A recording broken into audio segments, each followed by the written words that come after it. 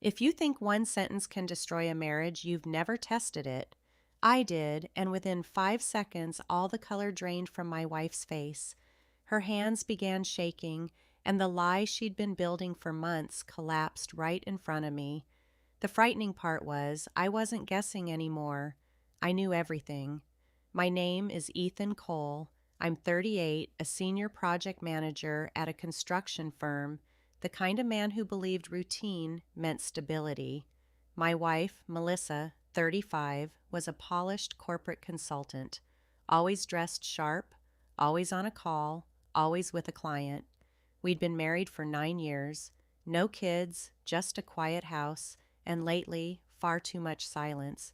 It started small, late nights, a locked phone, smiles at texts she refused to explain. I ignored it at first. You tell yourself it's stress, work, anything but what it really is. But one night, she stepped into the shower and left her phone on the kitchen counter. It lit up. Doug, same time tomorrow. My stomach dropped. I didn't confront her. Not yet. Instead, I took a photo of the screen with my own phone and returned hers exactly where it had been. That night, I didn't sleep. I planned. Over the next 2 weeks, I became someone else. Quiet, observant, patient. I checked phone records on our shared plan.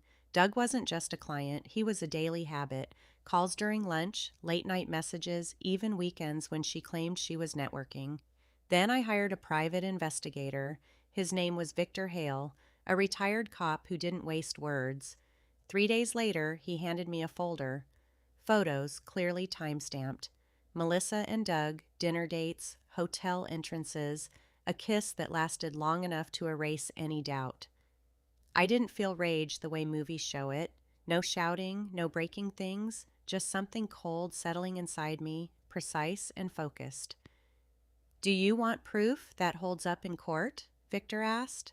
I nodded. "Then give me one more week." That week felt like a lifetime.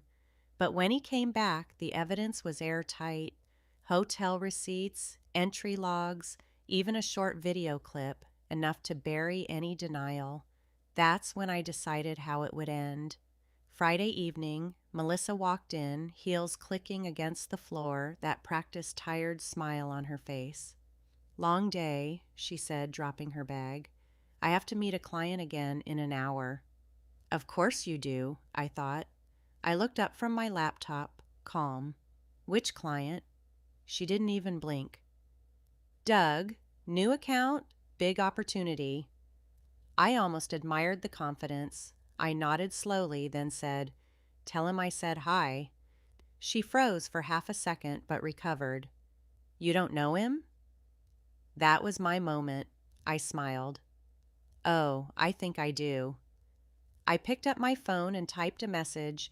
Then I looked her straight in the eyes and said, "Say hi to Doug." Before she could respond, her phone rang on the table. "Doug!" The name lit up the screen like a spotlight. Melissa's face drained instantly. Her lips parted, but no words came out. She looked from the phone to me and back again. "Answer it," I said quietly. "Ethan, I can explain." "Answer it." Her hands trembled as she picked up the phone. She didn't even say hello. On my phone, I hit send on the second message. "Doug, your husband just texted me." That was the breaking point. Melissa dropped into the chair like her legs had given up. "How long?" she whispered. "Long enough," I replied. "Long enough to know everything." I slid the folder across the table. Photos spilled out, her worst moments frozen in time. Tears came fast, messy, desperate. "It didn't mean anything," she said. It was a mistake."